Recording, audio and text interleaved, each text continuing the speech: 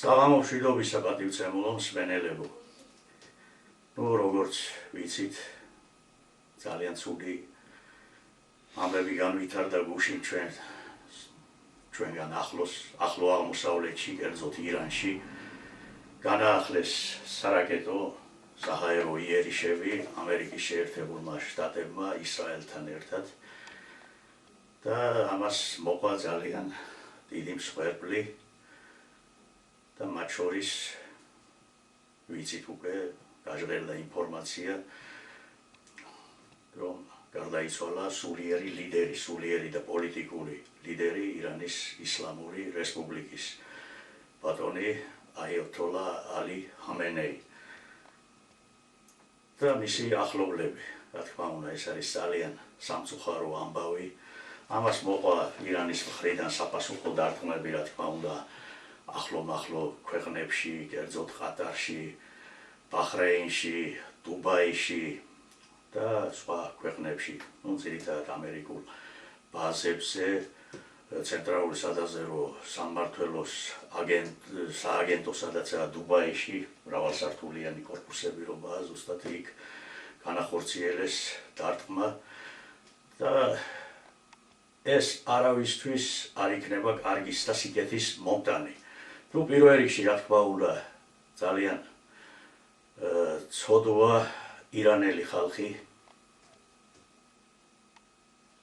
მისი სამეზობლოც, რა თქმა უნდა, არ არის კარგ მდგომარეობაში. ეს კარგად ვიცით, არაერთხელ გვითხოვს გახაჩვენს გადაცემებში, რომ რა მიზანი ამოძრავებთ იმ სიონისტურ რეჟიმს და სიონისტური რეჟიმის წაქეზებით, რომ მოქმედებს ეს თვითონ ბატონი დონალდ ტრამპი ნეთანიაჰუსთან ერთად და რა მიზნები ამოძრავებთ, რომ საერთოდ ჩინეთი დაასუსტონ ეკონომიკურად, სტრატეგიული პარტნიორი წაართვან რუსეთს ირანის სახით და მოხდეს იმ პატრიოტული და ეროვნული ხელისუფლების ჩანაცვლება ამერიკის მარიონეტი ხელისუფლებით. ხო, და ეს ქვეყნის გარეთ რაც ხდება, ძალიან ცუდი და არასასურველი მიმართულებით მიმდინარეობს ეს ყველაფერი. და ქვეყნის შიგნით კიდევ აგერ დიდმა ბრიტანეთმა დაასანქცია ჩვენი წამყვანი ტელევიზიები, იმედის და პოსტივის ტელევიზია. კარგად ვიცით, ვინ არის დიდი ბრიტანეთის პრემიერ-მინისტრი კիր სტარმერი, როგორი ორიენტაციის და რა არის მათი მიზანი. თვითონ დიდი ბრიტანეთისთვის ვერ მიუხედავთ, რომ ადრესია დღეს დიდი ბრიტანეთი, რომ deep state-ის გავლენის ქვეშ არის და ადგილობრივი ინგლისელები, ეს დიდი ბრიტანელები, მიუხედავად იმისა, რომ მოსახლეობის 3/4-ზე მეტი არიან, 80 მილიონი და 60 მილიონზე მეტი მაინც იქნება თუ არ ვწდები ადგილობრივი ბრიტანელი, ანგლოსაქსი. მაინც დიდ ტერორში არიან და ეს შიშით ეკლესიაში ვერ შედიან, ვერ ლოცულობენ და სულ დიდი ტერორის ქვეშ არიან იმ აქედან ჩასული, აზიიდან ჩასული მიგრანტებით.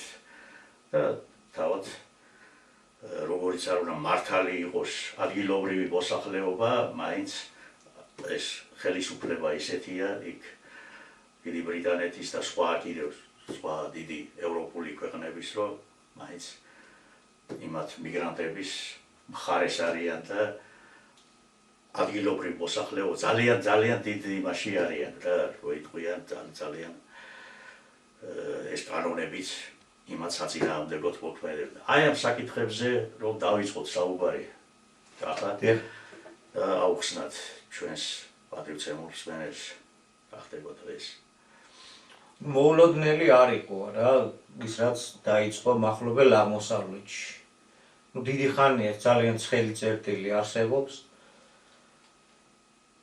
მე-20 საუკუნის მეორე ნახევრიდან განსაკუთრებით. ამას აქვს თავისი ისტორიული მიზეზები, ახლა ამის განხილვის დრო ნამდვილად არ აგვაქვს, უამრავი დეტალი აქვს, თავისთავად ცხადია. მოულოდნელი არ იყო ეს ამბავი და პირიქით ყველაფერი მზადდებოდა და მზადდება ძალიან დიდი ომისთვის. ამ ომს აქვს ორი სახე, ერთი ეკონომიკური სოფლიო ბატონობისკენ ახალი გეგმაა შემუშავებული,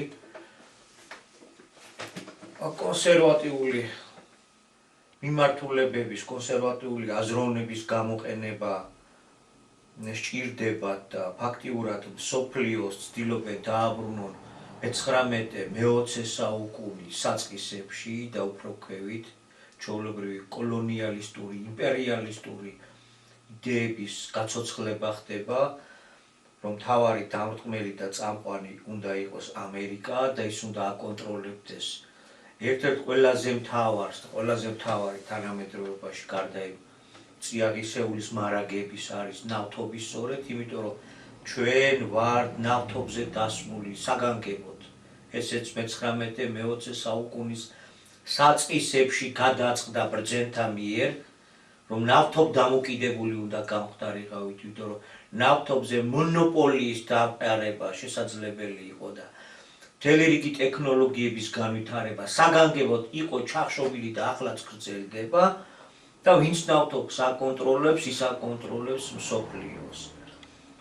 მონდიალისტური გეგმა გააჩერეს, მონდიალისტური გეგმა, რომლითაც უნდა მიეღწია მსოფლიო ბატონობისათვის, ეს იყო ერების წმინდა მასონური ერების წაშლა, რელიგიების წაშლა, საზღვრების წაშლა, რასის, სქესის წაშლა, ახალი ჰიბრიდის გამოყვანა, რაც ხორციელდებოდა ამერიკისა და განსაკუთრებით ევროკაერთიანების მაგალითით, რისი ავანგარდის თავად დიდი ბრიტანეთი იყო და ეს ინერცია გრძელდება, იმიტომ რომ ეს პოლიტნაწილი, რომელსაც ხელში უყრია პლანეტის ფინანსების მართვა, იკარგება პოზიციები თავისთავად ცხადდება, რომ გავია და მეორე გზა შემოიტანეს, მეორე გზა არის ეს, რადგან ეს არ მუშაობს, ვერ იმუშავა, ლამაზეც ბევრი ჟელობა მოგიწევს და არაა საჭირო.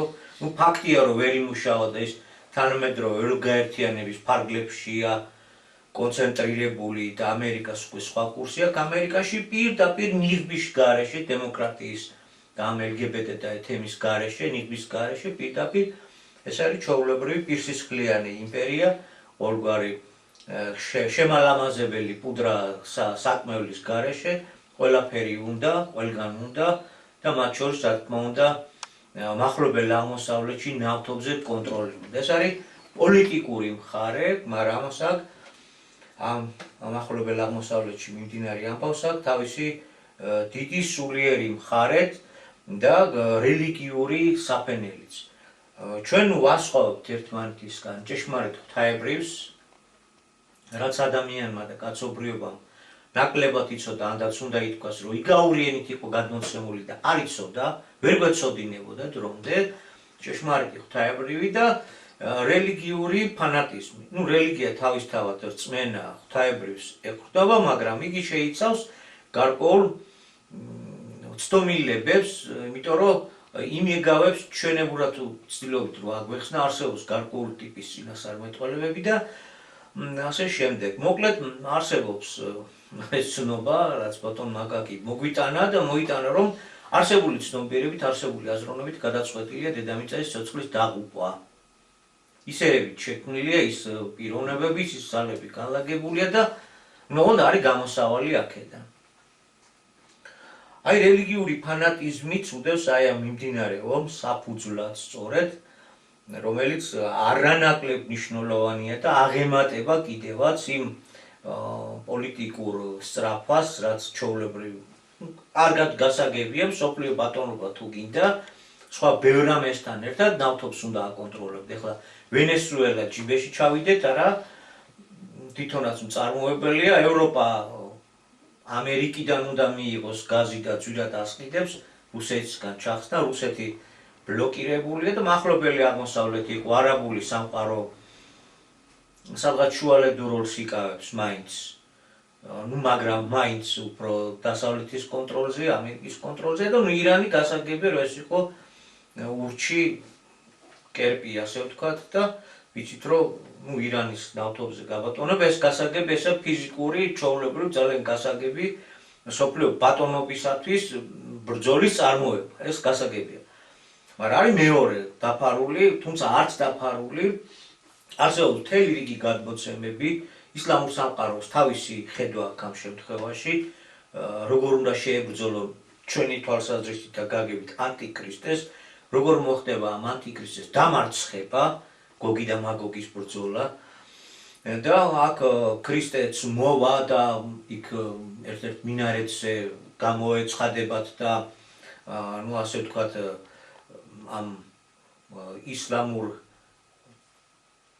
ხაზით მოსულ მხსნელს დაუდასტურებს ანუ ქრისტეს მოსვლაც გარკვეულწილად რაღაცით ფიგურირებს მოკლედ ის მხარეც მზად არის ამ ომისათვის ну ეს მხარე გასაგებია მაგრამ რა უნდა ამ დასავლურ მხარეს რა უნდა ამ სიონისტურ მხარეს ესეც ცხადია და გაჟღერებული არის მთელი რიგი ეგრეთ წოდებული ფსევდოქრისტიანული მიმართულებების სექტები მთელი ეს რაც ძირითადად ამერიკაშია კონცენტრირებული რომლებიც ძალიან დიდი მხარდამჭერით გამოირჩევიან და საკითხი ეხება სწორედ იმ მესამე ტაძრის მშენებლობას სოლომონის ტაძრის მესამე ტაძრის აღდგენას რომლის ნანგრევებზეც დაახლოებით 700 წლის მერე ისე მიახლოებით ვამბობ რა თქმა უნდა არა ვარ ახლა ისტორიკოსი და ამის ზუსტი და დათარიღება ახლა ჩვენ მიზანს არ წარმოადგენს თავისთავად ცხადია იქ არის ძალიან დიდი ისლამური სიწმინდეები გაშენებული ლაომარის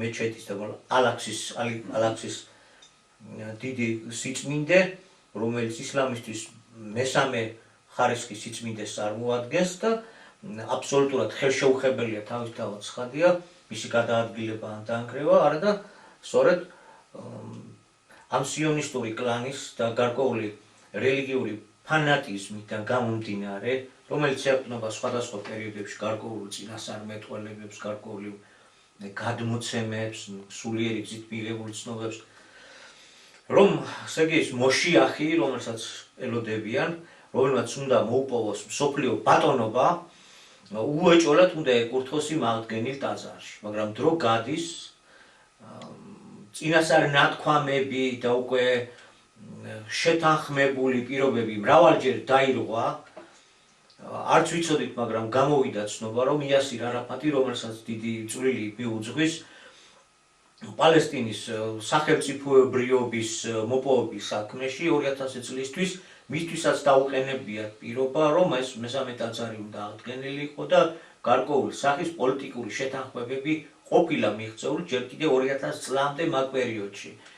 მაგრამ ნუ ვიცით, რომ ეს პროცესები ჩაიშალა, არ გამოვიდა, ხდება გადადება, ხდება წინასწარმეტყველებების გადათქმა, შესაბამისად შესაწირი საკულტო ცხოველების და არა მარტო ცხოველების იმ პირების მობერებაც, ვინც უნდა ეკურთხათ და ასე შემდეგ.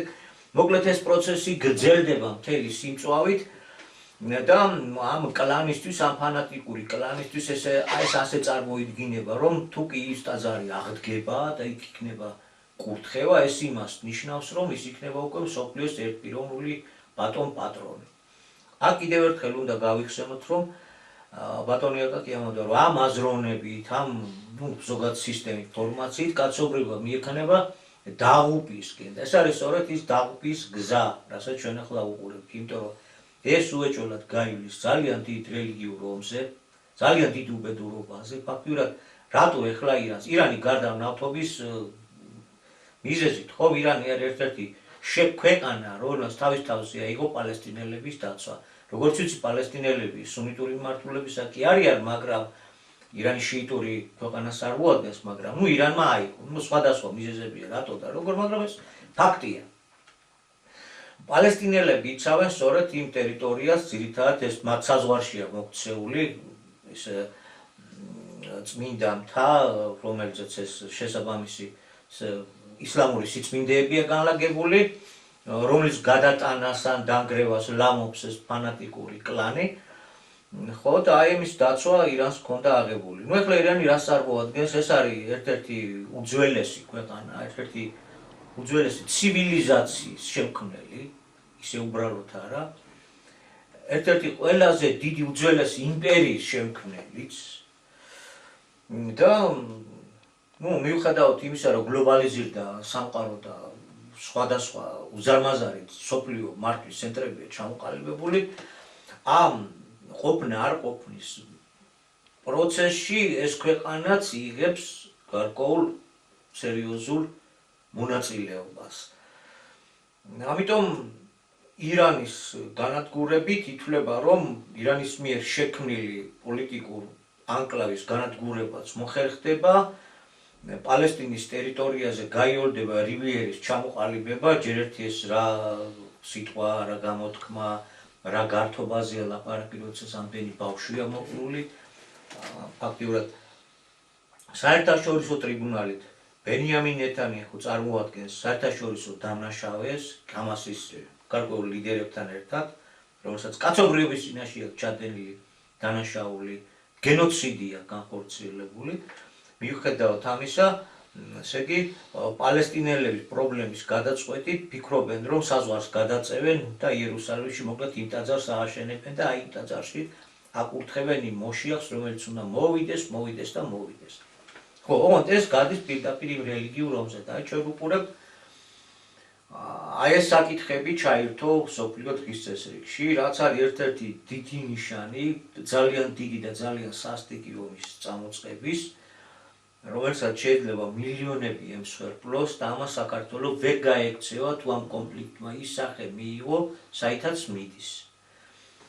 უმენის მკვლელობას სულიერი ლიდერის მოკლა და თეოკრატიულ სახელმწიფოში და ისლამურ სამყაროში, განსაკუთრებით შიიტურ სამყაროში ეს სულ სხვანაირად გაიგება. ფაქტიურად ეს პიროვნება გახდა უკვე წამებული წმინდანი და პირადი თავდადებით მაგალითი მისცა უშეღავათო რელიგიურ ომში ორივე მხარე ფიქრობს, რომ ისაკეთებს ღვთის საქმეს, ღვთის სიტყვა, ღვთის დანაბარებს აღასრულებს და ღვთის წინაშე მოიპოვებენ დიდებასა და პატივს, რაც ყველა და ყოველივეზე აღმატებულია. ამიტომ ეს ომი ყველაზე უფრო სასტიკი და დაუნდობელი შეიძლება აღმოჩნდეს. აი ეს ნიშნები იკეთება, რომელიც გახდება იმ საბოლოო მესამე მსოფლიო ღია მსოფლიო ომის გამშვები დეტონატორი. იმიტომ რომ რა თქმა უნდა ირანს ის ძალა არ აქვს, მოკლედ რომ მოვუჭრათ ახლა რაზეა აქ ისრაელს აქვს ატომური იარაღი, მას შეუძლია განადგურება მთლიანად ირანის ხელისუფლების და წამყვანი ძალების, მაგრამ იმდენად პატარაა თავის ზომებით ისრაელის სახელმწიფო და იმდენად ძლიერი სარაკეტო ძალა გააჩნია ირანს და არის ისრაელში ქიმიური წარმოება, არის იქ ატომური რეაქტორი და გარკვეული რადიოაქტიური ელემენტების ფლობს ადგილზე, თუნდაც ამეების აფეთქება ჩვეულებრივი სარაკეტო დარტყმით გამოიწვევს იმას, რომ ისრაელის ტერიტორია იქცევა და არა მარტო ისრაელის ტერიტორია რადიაციული ღრუბლის სივრცეთ. ამიტომ ისრაელს შეუძლია გამანადგურებელი დარტყმა მიაყენოს, მაგრამ საპასუხო დარტყმა იქნება ისრაელის დამთავრება. აი ეს ორი აპოკალიფსური ხაზი არის. თუ ეს ასე წარიმართება, ამერიკის შეერთებული შტატები თავისთავად გამოიყენებს თავის ბირთვულ არსენალს და ირანს, რა თქმა უნდა, ოსპობს. ისრაელის სპეცსამსახურების წარმომადგენლები, ზოგიერთი მათგანი აცხადებს და ამბობს, რომ რა თქმა უნდა, შესაძლებელია ირანის განადგურება ბოლომდე, მაგრამ იმდენი ტყვეები დადგება, რომ იმ ტვერის შესუნთქვით ეს ისე სიმბოლურად და ცოტა ირონიულად გარეშამო მაცხოვრებლებისთვის საცხოვრებელი ადგილი აღარ იქნება. ეს თუ ძალიან გამწვავდა ეს პროცესი, იმიტომ რომ აქ საფრთხე რაშია? საფრთხეა სწორედ რელიგიურ ფანატიკურ განწყობებთან. ორივე მხარე ფიქრობს, რომ ისინი აკეთებენ ღვთის საქმეს. ამიტომ აქ ადამიანური მსხვერპლი და მსხვერპლის რაოდენობა საერთოდ არა გათვალისწინებული და პირიქით. რაც მეტი იქნება მსხვერპლი, რაც მეტი იქნება თავდადება, უფრო მეტი იქნება ღვთის წინაშე თავდადების ჩვენება და ასე შემდეგ. შიდა ამ ფანატიკურ წრებში არსებობს ესეთი განწყობა, ესეთი დამოკიდებულება.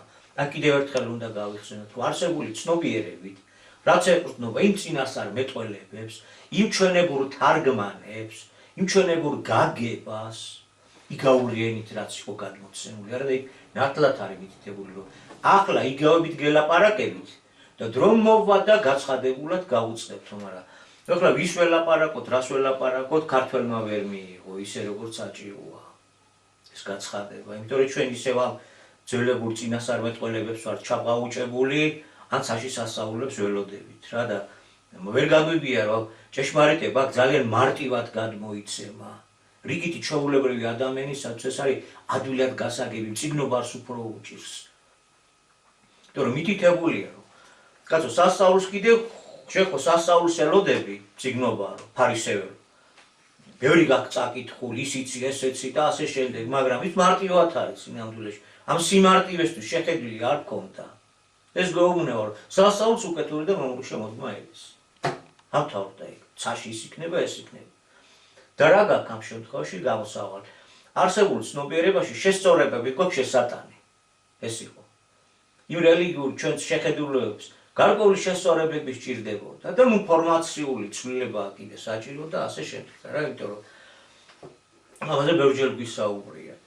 და ნუ რადგან საქართველოს ვერ მივეცით ეს მაგალითი, ნუ სოფლიოშიც ესე გადავიდა ეს პროცესი სოფლიოზე.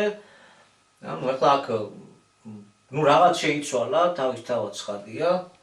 იმიტომ რომ აქამდე უკვე მოვედით მაინც და რაზომით და წონით არის შეცვლილი ჩვენ არ ვიცით. და არც არავის არ შეუძლია იწინასწარ მეტყველოს.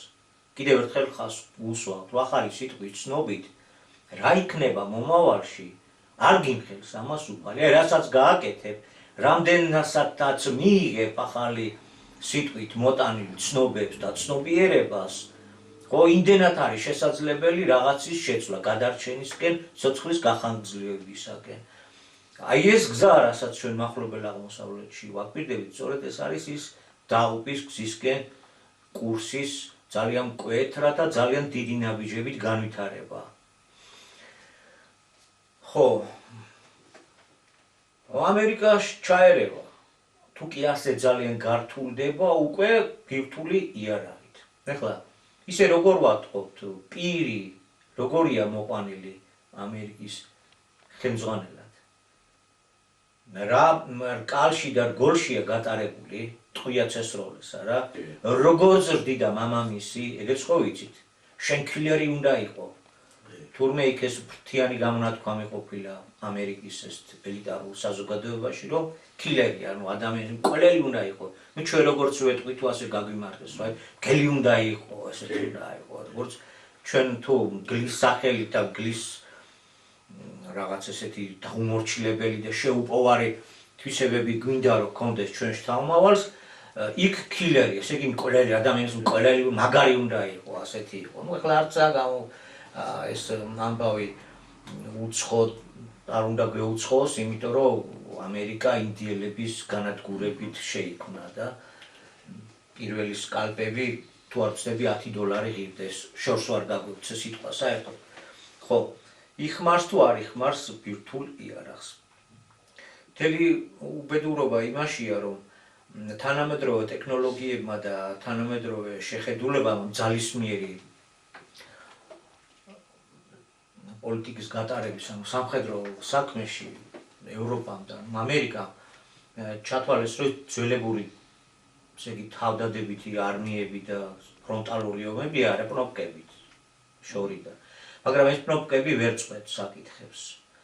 და რადგან ვერ წყვეტ საკითხებს, ესე იგი ამერიკამ იმისაც, რომ ირანის პრობლემა საერთოდ მოაგვაროს ისრაელთან ერთად მილიონიანი არმიის მობილიზაცია ესაჭიროება. ამისი არანაირი რესურსი ამ ეტაპისთვის არ გააჩნია.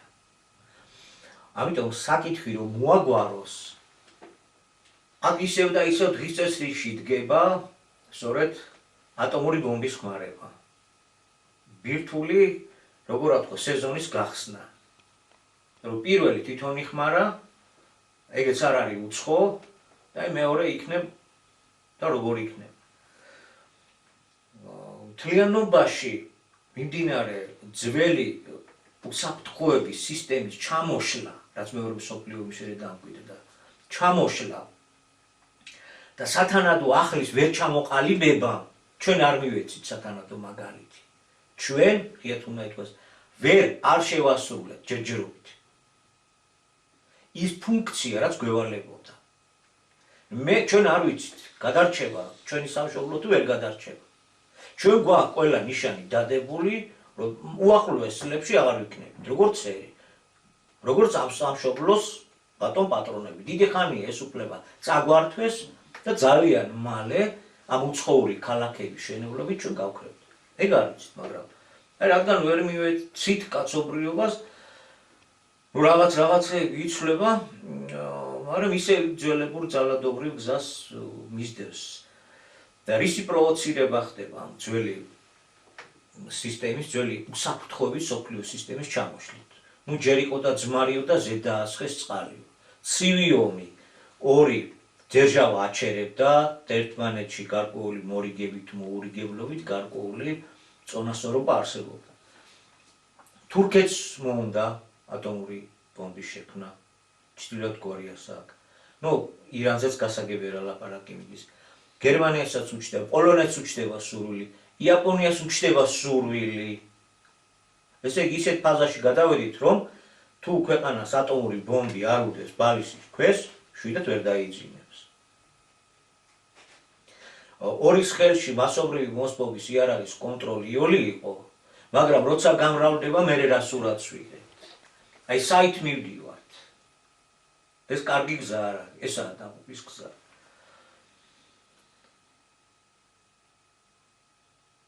თუ ეს ამბავი არ შეჩერდება, რა თქმა უნდა, ეს როგორც გამშვები ძრავა ისე იმუშავებს, მაგრამ ახლა აქ ის პოტენციალი არ არის, რომ ამან დედამიწაზე სიცოცხლე საკითხი ბოლომდე გადაწყვიტოს უარყოფითად, მაგრამ ბრიქსის ჩამოშლა, დროს ბრიქსის წევრია, სოფლიო ალტერნატიული სხვა უფრო სამართლიანი წესრიგის მცდელობა იშლება. მართლმადიდებლური იმპერია კარგავს მოკავშირეს, კიდევ ერთ მოკავშირეს, კიდევ უფრო დიდი ძალით მოუჭერენ სალტოს. მიკირანის საკითხიც არის. და აი ეს ბოლოს დამამთავრებელი იარაღი ვიცით ვის ხელშია. ჩვენი ჩრდილოელი მეზობლის ხელშია, ბოლო დამამთავრებელი. აქ არის ორი ფუნქცია, უშუალოდ ანტიქრისტიანული ცნობიერების ცენტრი. ეს როლი, ეს ფუნქცია არის კლანი, ვინც სოფლიოს მართავს და კონცენტრირებულია დასავლეთში, ზოგადად დასავლეთში და ამან უნდა აიძულოს ალყის შემორტყმით თუ არაფერი არ იცვლება და აღარ არის შანსი რაიმე შეცვლის, ხო? დადებითი თვალსაზრისით. ამან უნდა აიძულოს რუსეთი, რომ დამამთავრებლის როლი ითამაშოს და აჭიროს კნოპკას ხელი, იმიტომ რომ ალყაში მოქცევით მიხვდება, რომ ის ბოლომდე მოატყუეს, ბოლომდე გაწირეს და ის არ არის იესო ქრისტე, რომ თქვას არიციან აპატიო უფალო, არიციან რამე თუ რას ჩადიანო. არა. ზოგადად ისიც მხეცია და ბატონი აკაკის თქმის არ იყოს, რაც მეტად მოაქცევენ ალყაში, მით მეტად მიუჯდება იმ წითელ პროკას და უფრო კარგად ჩაეხუტება იმ ატომური არმადის ამამუშავებელ დედამიწაზე სიცოცხლის დამამთავრებელ სისტემას. აი ეს ამბები არის, ეს უნდა იყოს ჩვენთვის ძალიან დამაფიქრებელი, მე არ ვიცი. შეიძლება ჩვენთვის გვიანია უკვე. და ეს ჩვენი ლაპარაკი უკვე უსაგნოა. თუმცა მაინც ალბათ უნდა ვიქონიოთ იმედი, რომ რელიგიურ ფანატიზმს ალბათ მაინც პრაგმატიზმი აჯობებს. ახლა პრაგმატული მხარე რა არის? ფულის მკეთებელთა არმადა, ეს კაპიტალისტთა ბოდიშთა ხროვა შეიძლება უწოდოთ. ასეთ იმპერიალისტურ, ასეთ სისტემაში, კაპიტალიზმის ამ ფორმაში, ხო, პერმანენტული ომები ამ უმსხვილესი კაპიტალისტვის უდიდესი მოგების წყაროა. ომი ჭირდება, მაგრამ ეხლა ისეთი ომი, რომელმაც შეიძლება სიცოცხლე საერთოდ მოусწროთ, ეგ რა თქმა უნდა, მათთვის არ არის მისაღები. იქნება ამის გამო მაინც რაღაც ზომა-წონაზე გაჩერდნენ.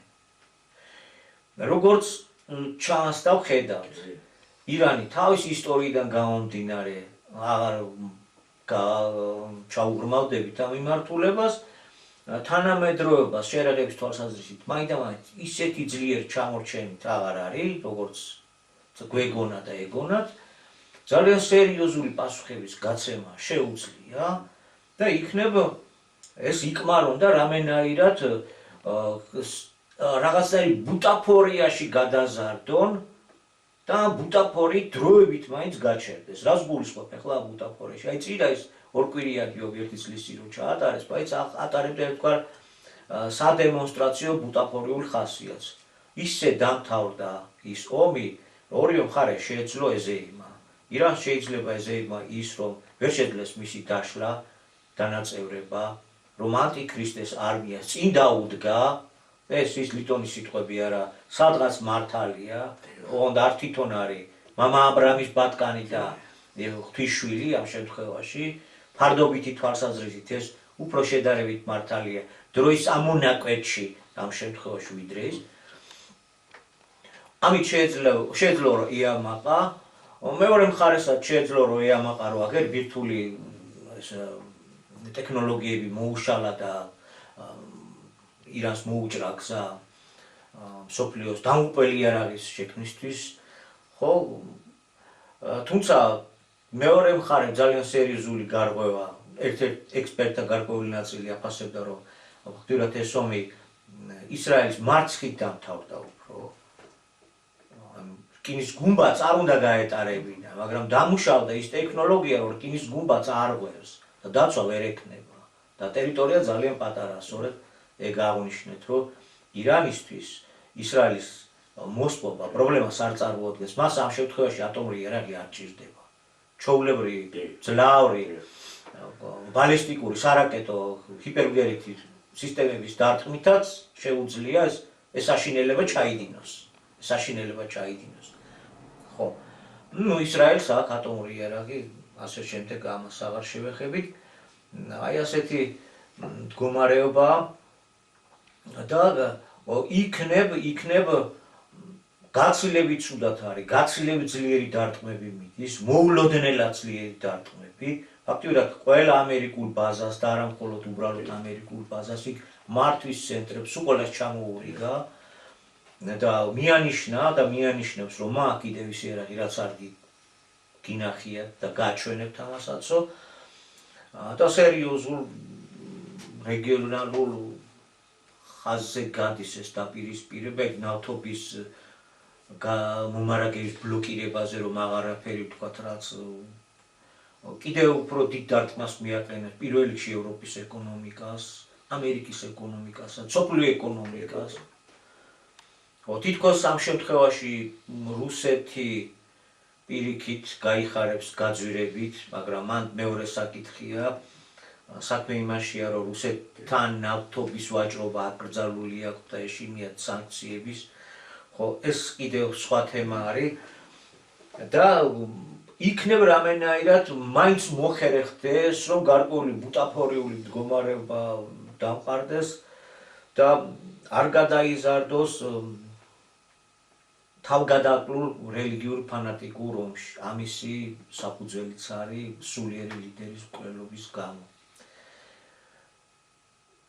იქნებ ეს მაინც მოხერხდეს.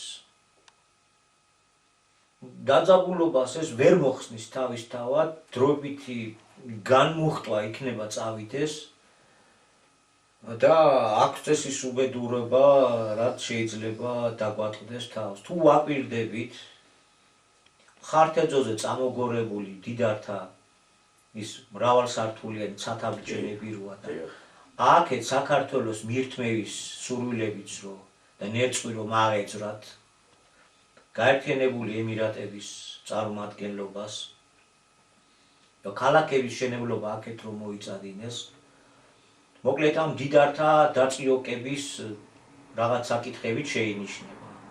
ის დიდი ომი თუ დაიწყო, სხვის მიწებზე რო თვალი უჭირავთ. ასე დაბეჭაებული, დაბლა დავარდნილი რო გნახეს და ზედგადავლა რომ მოგვიწადინეს, იქნებ წესივრად ეფიქრათ თავიანთ მიერ წარმოებული პოლიტიკაზე და იმ ბურჯ ხალიფის სიმაღლეზე რო ამაღლებულან ცოტა დაბლა ჩამოვიდნენ და გაიგონ რას ტკივა. თუნდაც არაბულ სამყაროს, თუნდაც რიგით ადამიანს, არა მარტო ქართველს, რიგით ებრაელს, რიგით ევროპელს, რიგით აზიელს. აი დიდრების სხვანაირი შეტოკების საკითხების გამოჩნდა. ხო, ეგ ცოტა სხვანაირად არის კიდე. აი ამას ვიმედოვნებთ, რომ იქნებ რამენაირად შედარებით პრაგმატულმა იმან იმძლავროს და რაღაც ბუტაფორიულ იმაში გადაიზარდოს და იქნებ ტრამპმა კიდევ ერთ ომს გადაარჩინოს სამყარო. და ჩვენი ხელით ჩამოვკიდოთ ახალი მედალი შვიდობის ნობელის პრემია იქნებ გადაოცეთ. აი გვიხსნას იქნებ. ნახოთ, არ ვიცით, იმიტომ რომ თვითონ ეს ტრამპისეული პოლიტიკაც, თუ ამას პოლიტიკას დავარქვევთ არა და ესა ის პოლიტიკური საკვები რაც წინ დაგვიდეს მსოფლიოს, აი ამ შესაძლებლობასაც ტოვებს, იმიტომ რომ დღეს თუ ერთს ამობს და ერთს აკეთებს, ხვალ შეიძლება მეორე გააკეთოს და საწინააღმდეგო თქვას ესეც არის, იქნებ, არ ვიცით. არ არის გამორიცხული. ნუ ახლა ყველაზე მეტად ცოდო, რიგითი ადამიანი რო არის, რიგითი რასაკვირველი ირანის მაცხოვრებელი იქნება, არაბეთის მაცხოვრებელი იქნება, ისრაელის მაცხოვრებელი იქნება თუ ასე შემდეგ, ეს რიგითები შეწირა რო ხდება ამ დიდ ფანატიკურ წარმოდგენებზე და უღუპავთ და ეს რო დიდი ცოდოებაა, ნუ ამაზე ახლა ვფიქრობ არ არის საჭირო ჩვენი მხრიდან ბევრის თქმა, ისე საერთოდ უნდა ითქვას, რომ საკმაოდ გადავგვარდით დავით, აი რატომ ვამბობ, რომ ახლა 4 წელია მიმდინარეობს უკრაინაში ხოცა ჟლეტა, ძმათა შორის სისხლისღვრა და მკვლელობა. ის რაც ჩვენ შეგვამთხვიეს, დიდი მასშტაბით ახლა იქ მიდის. ხო, ესეც ისე საგულისხმოა. ხო, და რა არის, რა კადრებს აჩვენებენ ამ უახლესი დრონების საშუალებით როგორ ხდება ცოცხალი ძალის ლიკვიდაცია მეომრის პირდაპირ და ჩვენ ამას უყურებთ. კიდევ ერთი მხარე, კიდევ მეორე მხარე და ამას ისე უყურებთ, თითქოს ჩვენ თვალწინ იმ ადამიანის განადგურება არ ხდება და ყოველდღიურად რეალურ მკვლელობის მომსწრე მხილველები არა ვართ. გაგვიუბრალოვდა და ეს სტატისტიკად იქცა და ადამიანის მკვლელობას ჩაულებრი რიგითი ჯარისკაცია თუ სამხედრო პირია თუ რა არის, ამას შევეგუეთ, გავცხოველდით და ვერ გვესმის, რომ გავცხოველდით. არაფერს ვამბობ იმ დიპ სტეიტის მიერ, დიპ სტეიტი კი არა, ეპშტეინის კუნძულის საზიზღრობებზე და სხვათა შორის ესეც სწორედ საგულისხმოა. კლინტონის საკითხზე, რომ მაგორდა ის ამბები, ძალიან მალე კლინტონის ბრძანებით დაიწყო შეტევა აღმოსავლეთზე, კონკრეტულად სადამ ჰუსეინის ერაყის განადგურება. ისევ ნავთობის უნიას დიოდა ამ ამბავს, ისევ გამოგონილი იყო, როგორც ახლა მასობრივი მოსპობის იარაღის საფრთხე მივიდნენ ნახეს, ვერაფერი ვერ ნახეს, მაგრამ რა არის?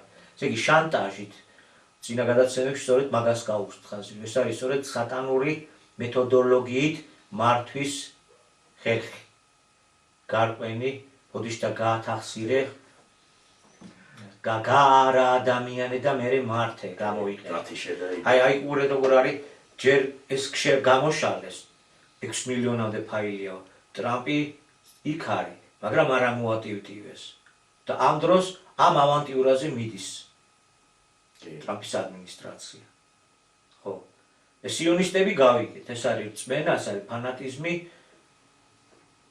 გავიგეთ, მაგრამ ეს უბრალოდ ფულის მკეთებელი მოძალადეები რაღაცამ გადარიათ არა, რა თუნდაც ისეთი საქმე დაიწყონ, რომელმაც შეიძლება ატომური და ბირთვული ზამთარი გამოიწვიოს. მაგრამ ისევ შანტაჟი. ესე იგი ჯერ გამოაჩინა ვიღაცამ, რომ აი ეს ფაილები არსებობს და გაცურავებთ ჯოჯოხეთის ჭაობში აქვე და თუ არის სურვილი რომ ასე არ დაამთავრო, მაშინ აგერ ბრძანება წადი და დაიწყეს. აი ესეთი რამე აშკარად იკითხება რა და მაინც გვინდა ჩვენი სურვილია რომ სადღაც თუ ამას კეთილგონიერება ქვია, მაინც იმ პრაგმატულმა მხოლოდ ფულზე დახარბებულებმა იფიქრონ, რომ ესაა სწორედ ის საყოველთაო აღსასრულის საწყისი, ერთ-ერთი ყველაზე მნიშვნელოვანი ფუნდამენტი, რაც ბახტობელ აღმოსავლეთში გაგვივდა. ხო, და არავითარი მე მინდა უთხრა კიდე მაშინ, მანამ მეორე თემაზე გადავარ, დავით რომ მიმართვამ სიონისტების აი ამ კლანს, სოფლიო მართველ კლანს. მესამე ტაძრის თუნდაც აშენებით. ჯერ ერთი ისლამური სამყაროს განადგურებით უნდა მოხდეს მაშინ. ხო? იმიტომ რომ მაგ სიწმინდეებს არ შეეგუებია, რომ გადაიტანოთ და ასე შემდეგ. და კიდეც რომ მოხდეს კურთხევა. ფიზიკურად ეგ შეუძლებელია და თეორიულად დაუშვათ რომ მოხდა. ეგ არ ნიშნავს იმას, რომ ჩინეთი თავის ხელისუფლებას ჩაგაბარებთ, ეგ არ ნიშნავს იმას, რომ კრემლი მოხილებას გამოიყენებს. ეგ არ ნიშნავს იმას, რომ დიახ გლობალური სამხრეთი ფეხქვეშ გაეგება. ეს არის ჩვენ წარმოდგენებში არსებული ილუზორული შეხედულებები, რწმენის მცდარი სახე, რომლის განხორციელებამაც უნდა მოსპოს დედამიწაზე სიცოცხლე. ამიტომ ჯობია შევჩერდეთ ეს კი ახლა რომ ლაპარაკობ, ეს კი შეუძლებელია, ალბათ ამ სოფლიო მმართველების იმხელა ამბიცია, იმხელა მიზანსწრაფვა, 1000-ლოვანი, არაერთი 1000-ლოვანი რუდუნებაა ჩადებული. მაგრამ მაინც ჩვენი მოვალეობა გავიმეოროთ, რომ გადარჩენისთვის და დედამიწის ცოცხლის გახანგრძლივებისთვის არსებული ფორმაციის შეცვლა და ბოროტების გზის დაგდება საჭირო. რისი გასაქანიც არ მოგვეცით. და ამას ეწირება ზუსტად ირანი და ყველა შეეწირება, იმიტომ ეს არ არის კი ბატონო დასასრული, მაგრამ დასასრული ის იქნება, როდესაც იფიქრებთ, რომ აი ესეთ ჩამოვაცილეთ უკვე ირანი გამოვაცალეთ უკვე როგორც ერთ-ერთი ფუნდამენტი საყრდენ მოკავშირეა დიდ ომში, რომელსაც აწარმოებს მართლმადიდებლური იმპერია კოლექტიურ დასავლეთთან უკრაინის ტერიტორიაზე. მერე გაჩნდება ის, რომ შუა აზიითაც შევიდნენ და კავკასიას დაიკავოთ, ჩინეთსაც რაღაცა არის გარკვეული, რითაც შეიძლება მისი ბლოკირებაც და როცა უკვე იგრძნობს კრემლი იმას, რომ ის სრულ ალყაში, აი მერე ამოქმედება ის, რაც არავის არ გვინდა ზოგადად. მაგრამ აქეთ არც არავის. ამიტომ გასაქანი რომ არ მოგვეცით, არ მიეცა საქართველოს, არ ვიცი ვინ ისმენს, როგორ არის, მაგრამ დასაფიქრებელია. კარგით, ეხლა შემოუტრიალეთ ჩვენს შიგნით, აგერ ორი ტელევიზია დაასანქცირეს, დიდი ამბავია კატეხილი ხელისუფლებას, დიდი სიხარულია ოპოზიციას, სხვათა შორის იმ ოპოზიციას განსაკუთრებით, რომელიც შიგ ევროპაშია, რომელიც ასეთვე დიდი სიხარულით ელოდება ირანში რეჟიმის შეცვლას, დარბიან სეფიათა დინასტიის დროშებით, აქ და ფიქრობენ, რომ დემოკრატიას დაუმყარებენ ირანს, შემდეგ რუსეთშიც მოხდება გარკვეული დემოკრატიული რევოლუცია და ვიქნებით ამ დემოკრატიულ სიყვარულში, ნატოსით შევართ, ესაც იქნება, ესაც იქნება, მოკლედ. ერთი ნაწილი ძალიან გახარებული, აღფრთოვანებული. ხელისუფლება, რა თქმა უნდა, ეს იყო ხელისუფლების პირდაპირ რუპორი და ინგლისმა იმიტომ დაასანქცია. ახლა რაშია საქმე? რატო საქართველო რა ხდება? ამას გარკვევა ჭირდება. ვინ მართავს საქართველოს? მართლა კონსერვატიული ეროვნული ძალა დაუძახებდა და რეკლამაზე დაადებინებდა, მოდით იყიდეთო, $100,000 და მეტი ღირებულებისას რო იყიდით, ადგილბინადრობის უფლებას მოგცემთო, ქალაქებს ააშენებინებდა და აგერ უკვე ებრაელთ ქალაქით შენდება თუ რომ მალე ეგ ცნობაც გამოვა. ხო? რა ხდება აქ? ესე იგი ეს არის ხელისუფლება არის ეროვნული კონსერვატიული შირმა სამყარებული და შიგ ევროპაში ისიც ჩვეულებრივი კოსმოპოლიტია. ეს არის ორი კოსმოპოლიტური ძალა. სხვადასხვა განყოფილებები. სხვადასხვა განყოფილებები. ევროპა და ინგლისი ერთი მხარეა, რომლებიც 2030 წლისთვის ღიად რუსეთთან საომრად ემზადებიან. ტრამპის ამერიკა ეს ცოტა სხვა რამეა, ეს არის მსოფლიო ბატონობა ოღონდ ამერიკის სახელმწიფოს საშუალებით, ამერიკის ფლოტის, ამერიკის არმიის საშუალებით ურჩევს დახოცავენ პირადად პიროვნულად, ეს ამერიკაა, გასაგებია. აი ევროპა, რუსეთთან გარკვეული მოტყუებითი სამშვიდობო დიალოგით, ევროპის საკითხი ცოტა სხვანაირადაა განსახილველი და ინგლისი, ევროპა თითქოს უფრო ერთ ფრონტის ხაზს წარმოადგენენ, რომელსაც აქვს თავისი პირადი ინტერესი და კონკრეტულად ინგლისი და ევროპა არის ულტრაგლობალისტების გუშინდელი მსოფლიო თითქმის მმართველი ძალის ცენტრები. ეხლა არის მცდელობა, რომ ეს გუშინდელი მსოფლიო მართვის ცენტრების წარმომადგენლები, რომელსაც უზარმაზარი ფინანსები გააჩნიათ, ფინანსების კონტროლი პროცესში მსოფლიოში და მსოფლიო პოლიტიკა თვითონ მიყავდათ, ამათ დაკარგეს პოზიცია.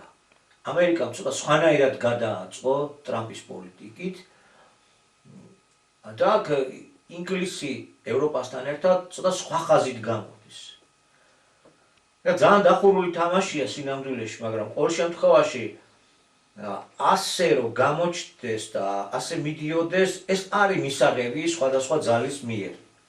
ხოლო კრემლსაც უნდა რომ გაყოს ცალკეა ევროპა, ცალკეა ამერიკა, გაწევა უნდა რაღაც მოკავშირეებს შორის გარკვეული განხეთქილების შეტანაც. ეს განხეთქილება არ აკლიათ ისედაც ხეცისკარზე მართლა განხეთქილება და ეს ეპშტეინის საიდუმლოც მიტომ მოეფინა მსოფლიოს, თორე ესეც კარგად იყო დაგმანული.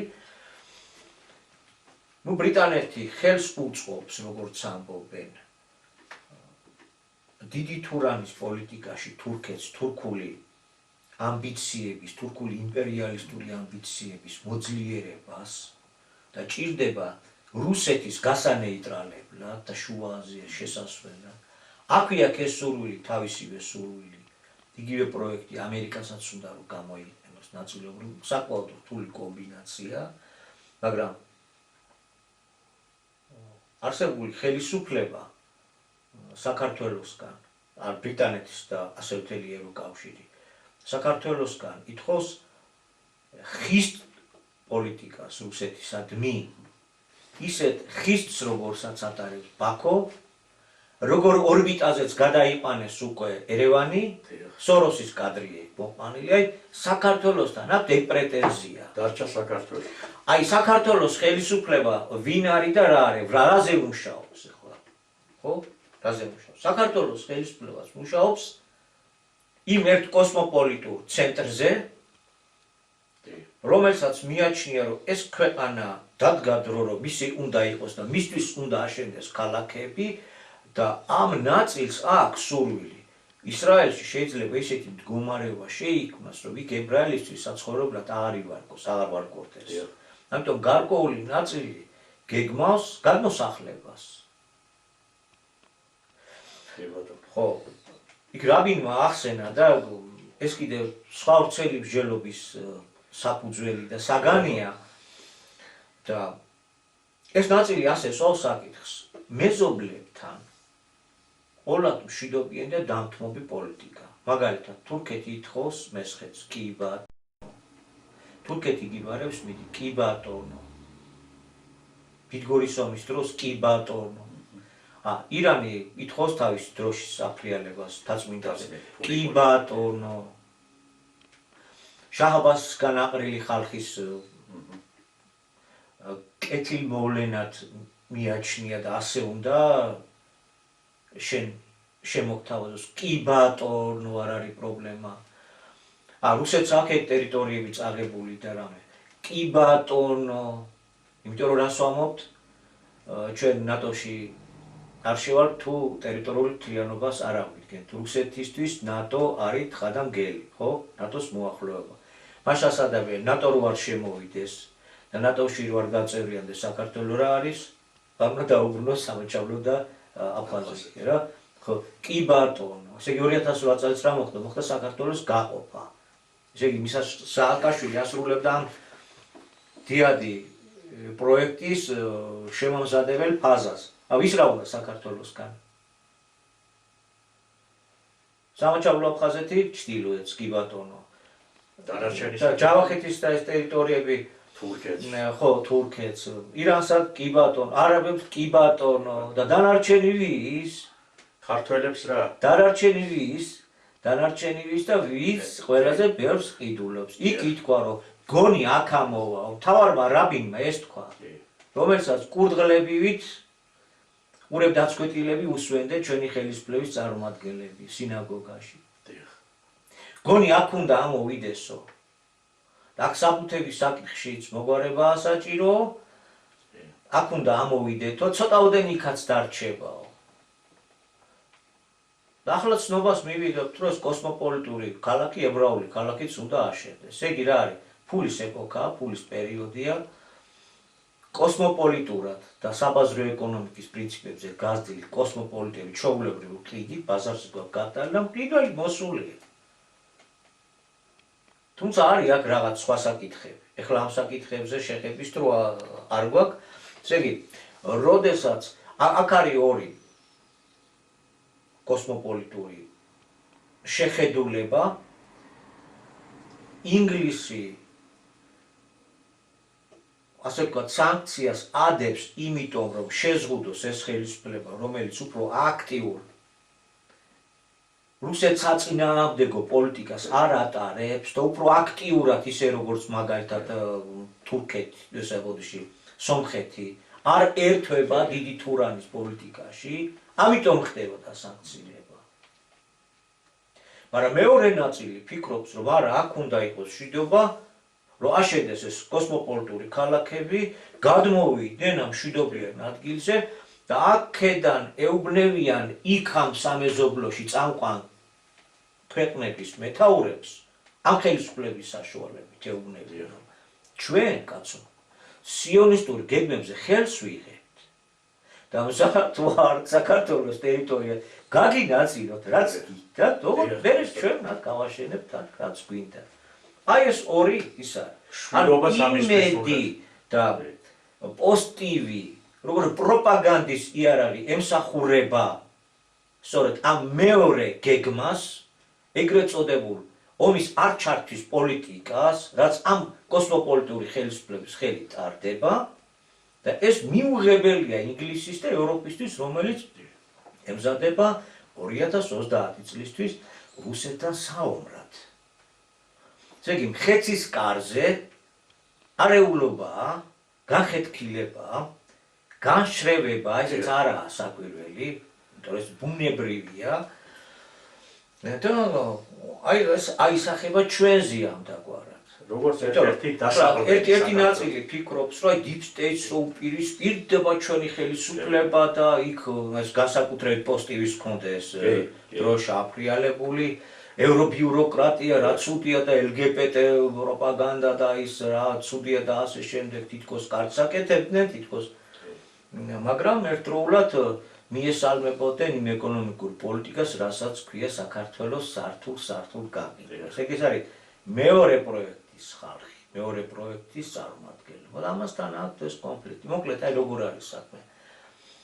არის ესეთი ქართული ანდაზა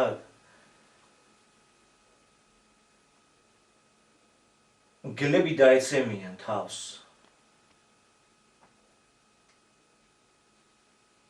ოჯახის მარჩენალ ხობო ბოჩოლას და დედი იტაცებენ გლები ერთ ხარეზე ეწევიან. შემდეგ დაინახა რომ აქედანაც მეორე მგლები. არა ესენი კიდე ჩვენსკენ ეწევიან დედი. აქ შველიანო. არა შვილო. ორივე შუაზე გლეჯავენ. აი ეს მდგომარეობა.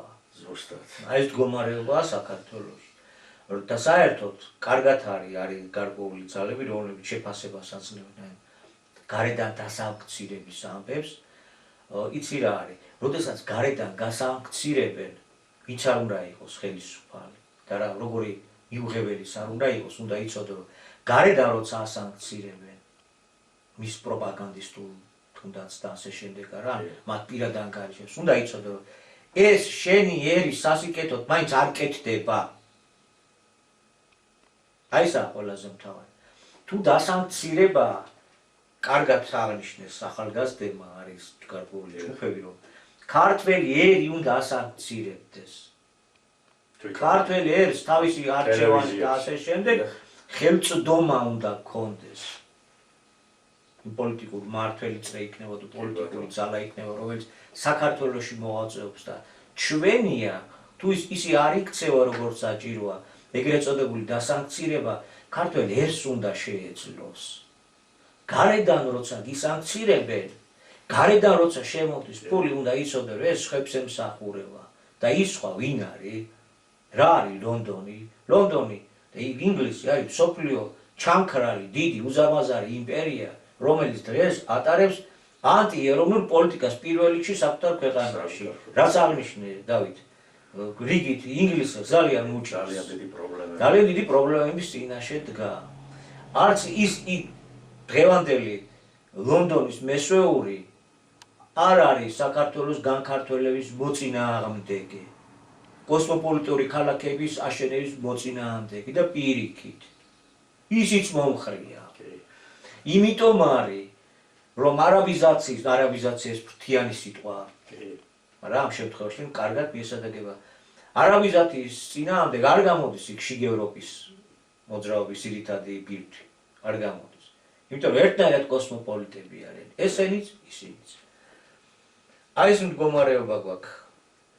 ამიტომ კიდევ და კიდევ ყველაზე მნიშვნელოვნად ჩვენ მივიჩნევთ იმას, რომ ქართულად მოაზროვნე ეროვნული ცნობიერების მატარებელი ჯგუფები, პოლიტიკური ორგანიზაციები და ქართული საზოგადოებრივება თუ არ დავირაზმებით, რამენაირად ერთიანი კოორდინაციით ძალად არ ჩამოყალიბდებით, არაფერი არ გამოვა, არავინ არ მოვა ჩვენს გადასარჩენად და დიდი ქარიშხალი და გრიგალი კი გვიახლოვდება.